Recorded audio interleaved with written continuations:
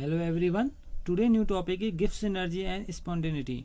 अब हम इन दोनों में क्या रिलेशन होता है इसको समझेंगे। We have seen that for a system it is the total entropy change delta S which decide the spontaneity in the process. हमने देखा कि कैसे ये स्पॉन्टेनियस प्रोसेस को एंट्रोपी दिखाती है, but most of the chemical reaction fall into the category either close system और open system.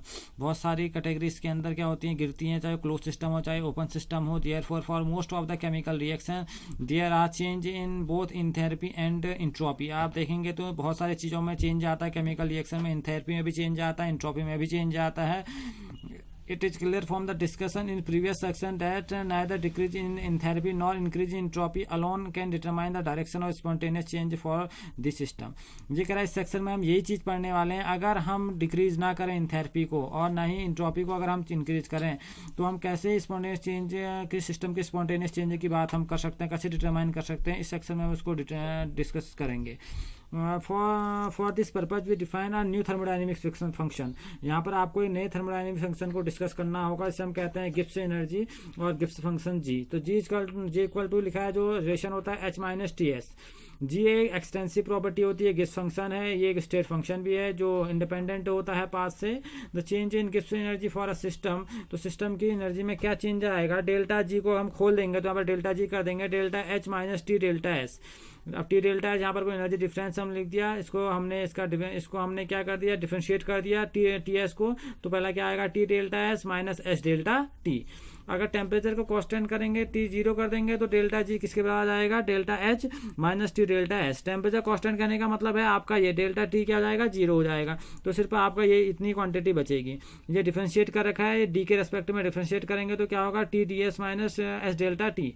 ठीक है ना। Usually the subscript system is dropped we simply return as the. आप इस इक्वेशन को गिब्स का इंथैल्पी और एंट्रोपी में क्या रिलेशनशिप था, इसको अगर हम देखेंगे तो क्या होता है, delta G equal to delta H minus T delta S. इसी को हम कहते हैं गिब्स फंक्शन, या आपका गिब्स का रिलेशनशिप भी है और गिब्स फंक्शन भी है। The Gibbs energy change enthalpy change minus temperature into entropy change and is refer to the Gibbs equation. इसे गिब्स इक्वेशन बोला जाता है। One of the most important equation in chemistry, बहुत ज़्यादा इंपोर्टेंट इक्वेशन है chemistry की। Here we have considered both together to spontaneity. अगर आप दोनों बात कर सकते हैं इसमें, आप एनर्जी चेंज की बात भी कर सकते हैं, इंथैल्पी चेंज की बात कर सकते हैं और एंट्रोपी चेंज की बात आप यहाँ पर को कर सकते हैं। दैट मीन्स आप यहाँ पर को इंथैल्पी चेंज भी निकाल सकते हैं और आप यहाँ पर को डिसऑर्डरनेस का भी क्या कर सकते हैं, मेजरमेंट कर सकते हैं। तो दोनों आप यहाँ से मेजर कर सकते हैं। गिब्स ने इन दोनों को निकालने का एक बहुत अच्छी इक्वेशन यहाँ पर को आपको दी थी। ठीक है ना। तो यहाँ पर को कह सकते हैं एज द इंडिकेटेड अर्लियर, अभी अगर we can find delta G as unit of energy, because अब डेल्टा जी किसकी यूनिट होती है, वो एनर्जी की यूनिट है। Because both delta H and T delta S energy term, क्योंकि डेल्टा एच भी एनर्जी टर्म है, इंथैल्पी भी एनर्जी होती है और एंट्रोपी भी क्या होती है, एक टाइप की एनर्जी होती है। तो इस वक्त जो आपका डेल्टा जी जो है, यानी कि जो गिब्स इक्वेशन है, यानी कि जो गिब्स एनर्जी है, वो भी क्या होगी, एनर्जी की एक यूनिट होगी। तो इसकी यूनिट क्या होती है, जूल होती है। ठीक है ना। ये इसकी यूनिट यहाँ पर को प्रोवाइड की गई है। अगर हम डेल्टा जी को रिलेट करें, अगर हम डेल्टा जी को स्पॉन्टेनिटी से रिलेट करें तो कैसे रिलेट कर सकते हैं। तो delta S equal to delta S plus delta S, दोनों ऐसी हैं लेकिन एक के नीचे सिस्टम लिखा गया है, एक के नीचे सराउंडिंग लिखी गई है।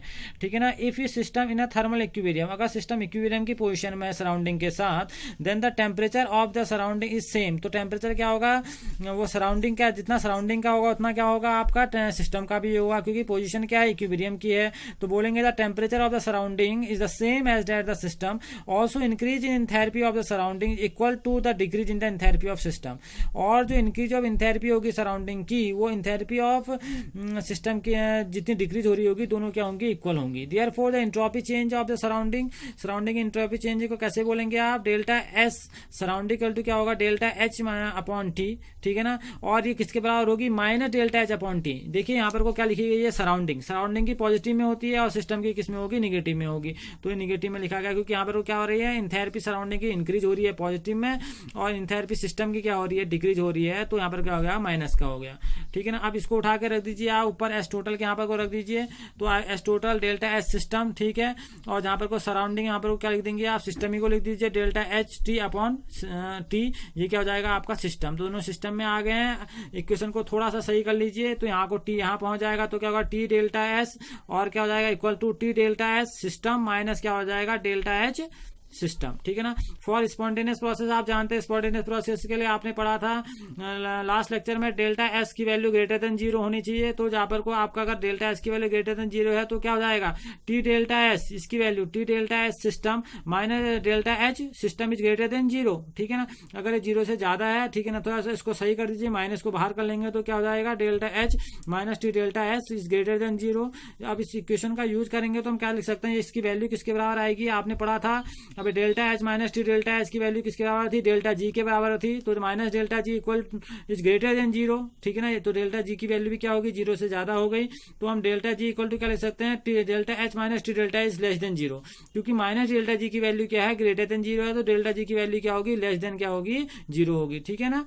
तो delta H system is the enthalpy change of a reaction. जो डेल्टा एच है वो एंथैल्पी चेंज है रिएक्शन का, ठीक है ना। टी डेल्टा एच क्या है, वो energy which is not available to do useful work, और टी डेल्टा एच क्या एनर्जी है लेकिन वो वर्क के लिए यूजफुल नहीं है। So delta G is the net energy available to do useful work. तो जो यहाँ पर को डेल्टा जी आएगी वो जितना आप काम करेंगे यूजफुल वर्क कितना करेंगे उसमें वो मेजर आप कर सकते हैं, ठीक है ना। इसलिए इसको क्या बोला जाता है, फ्री एनर्जी बोला जाता है। For this reason it is also known as free energy of a reaction. क्योंकि डेल्टा एच की वैल्यू क्या है, delta H minus T delta H is less than 0। तो यहाँ पर को आप देखें जो डेल्टा एच सिस्टम है वो तो एंथैल्पी चेंज है रिएक्शन की, और टी डेल्टा एच सिस्टम जो है वो एनर्जी है which is not available to do useful work. वो काम करने के लिए यूजफुल नहीं है, कोई भी वर्क करने के लिए यूजफुल नहीं है। तो डेल्टा जी जो है वो नेट एनर्जी चेंज अवेलेबल जो जितना भी नेट एनर्जी चेंज रहता है डेल्टा जी में, गिब्स एनर्जी में, वही आप क्या कर सकते हैं, उसी से आप काम कर सकते हैं to do useful work. Thus it is measure as free energy, इसलिए इसको फ्री एनर्जी बोला जाता है। और इससे एक नया फंक्शन बोला जाता है फ्री एनर्जी। तो आप डेल्टा जी को क्या बोलेंगे, गिब्स फ्री एनर्जी भी इसको बोला जाता है। तो इसका नाम चेंज हो गया, गिब्स एनर्जी से क्या रह जाता है, गिब्स फ्री एनर्जी रह जाता है। जब आप इसे कॉपी में करेंगे, इक्वेशन के थ्रू इसे कॉपी में करते हुए आएंगे तभी इक्वेशन आपकी बनेंगी, ठीक है ना। Delta G gives a criteria for spontaneity at constant pressure and temperature. Delta G एक क्राइटेरिया बना देता है स्पॉन्टेनियस प्रोसेस के लिए, स्पॉन्टेनिटी के लिए, अगर आपने टेम्परेचर और प्रेशर कांस्टेंट किया है। तो delta G is negative if delta G is negative, अगर डेल्टा जी की वैल्यू नेगेटिव है, नेगेटिव मतलब less than 0, the process is spontaneous. बहुत इंपॉर्टेंट बात है, प्रोसेस हो जाएगी स्पॉन्टेनियस। और अगर डेल्टा जी की वैल्यू पॉजिटिव है, that means greater than 0, process is non spontaneous. तो प्रोसेस हमेशा कैसी रहेगी, नॉन स्पॉन्टेनियस रहेगी, ठीक है ना। ये बहुत इंपॉर्टेंट बात है यहाँ पर को, ठीक है। तो यहाँ पर को ये बात समझनी होगी हमें, और ये है इसके क्राइटेरिया भी हैं डेल्टा जी के। और जो गिब्स एनर्जी होती है, गिब्स एनर्जी चेंज जो होता है वो इक्विलिब्रियम के साथ भी रिलेशन बनाती है। उसमें क्या पॉइंट है देख लीजिए, इसमें होता क्या है, देखिए अगर हम कह रहे हैं we have seen that the knowledge of the sign and magnitude of free energy change for a chemical reaction allows prediction of the spontaneity of the chemical reaction. आप किसी भी केमिकल रिएक्शन के स्पॉन्टेनियस की बात कर सकते हैं। Prediction to do useful work that could be expected from it, आप प्रिडिक्ट कर सकते हैं कि कितना यूजफुल वर्क हुआ है, आप इसका ये प्रिडिक्शन करा सकते हैं। तो गिब्स एनर्जी और इक्विलिब्रियम में एक रिलेशनशिप आता है, आप देख रहे होंगे लास्ट में आता है relationship delta G equal to delta H minus T delta H, ये माइनस आर टी लॉग के बराबर होता है। जब हम नेक्स्ट चैप्टर में इक्विलिब्रियम की बात करेंगे तो हमें वहाँ से ये इक्वेशन को हम क्लियरिफाई कर सकते हैं, क्योंकि यहाँ पर को इक्विलिब्रियम में क्या होता है, A plus B C plus D reactant और प्रोडक्ट आपस में क्या होते हैं। देखिए यहाँ पर को इक्विलिब्रियम का साइन लगा होता है, ये कहीं भी इसमें कन्वर्ट हो सकता है, इसमें कन्वर्ट हो सकता है, और ये इक्विलिब्रियम की कंडीशन यहाँ पर को निकल के आती है। और यहाँ पर को डेल्टा जी की वैल्यू किसके बराबर होती है, 0 के बराबर होती है, ठीक है ना।